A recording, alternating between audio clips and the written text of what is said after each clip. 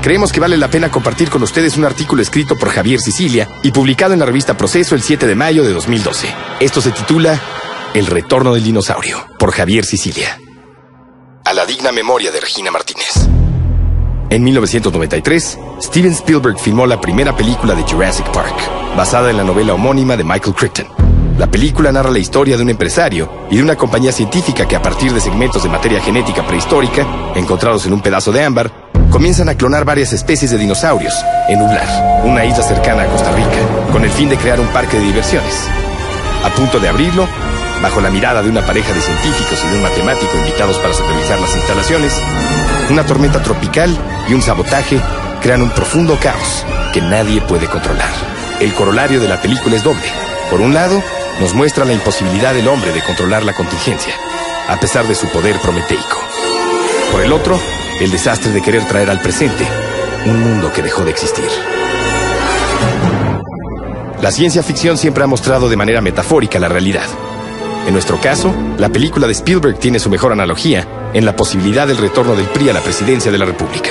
Mundo extraviado y atroz en su tremenda desmesura. El PRI pertenece, en su ya larga analogía con la prehistoria, a un pasado lejano, cuyas consecuencias sentimos con todo el peso del horror y el crimen en la fallida transición democrática y en la estúpida política de guerra de Calderón. Aunque las elecciones que nos aguardan serán, como no hemos dejado de insistir, las de la ignominia, el retorno del PRI al poder sería como el retorno de las criaturas prehistóricas de Jurassic Park. La peor de todas. Cuando uno mira a Peña Nieto, no es posible dejar de mirar una cría clonada de la prehistoria priista.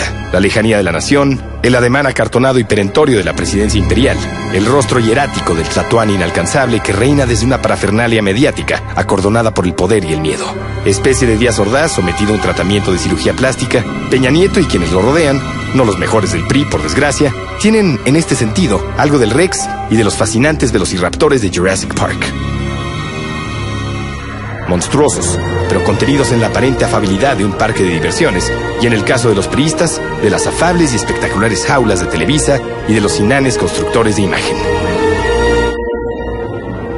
Así, el retorno del PRI al poder genera en el imaginario de algunos electores la posibilidad del orden de lo terrible, de la presencia atroz pero controlada de lo monstruoso, que permitirá hacer convivir el horror con la racionalidad de la modernidad y domesticar la selva de la isla nublar en la que se ha convertido el país. Sin embargo, como lo muestra el segundo corolario de la película de Spielberg, la consecuencia será el caos total. Contra lo que muchos piensan, el PRI no controlará nada. Su monstruosidad terminará por desbordarse. A las bandas del crimen organizado, fruto de la larga prehistoria priista y de las estúpidas políticas panistas, se agregará la militarización del país.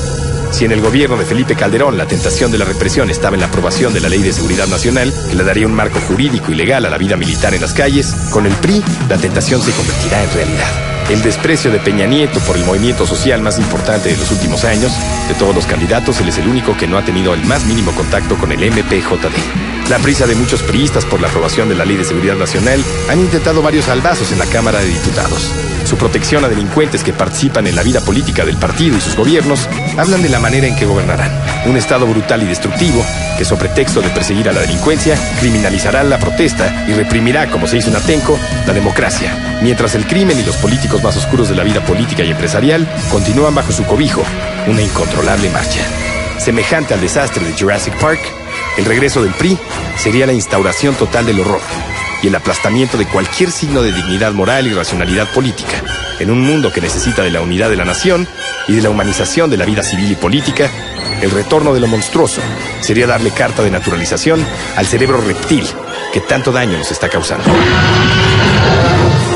Detrás de la aparente domesticidad jurásica del priismo enjaulado en el uso mediático y calculado de su propaganda y de su táctica de campaña, aguarda la vida brutal del pasado, presta a desbordarse en la del presente, con un furor más incontrolable que en el mundo que le permitió ser.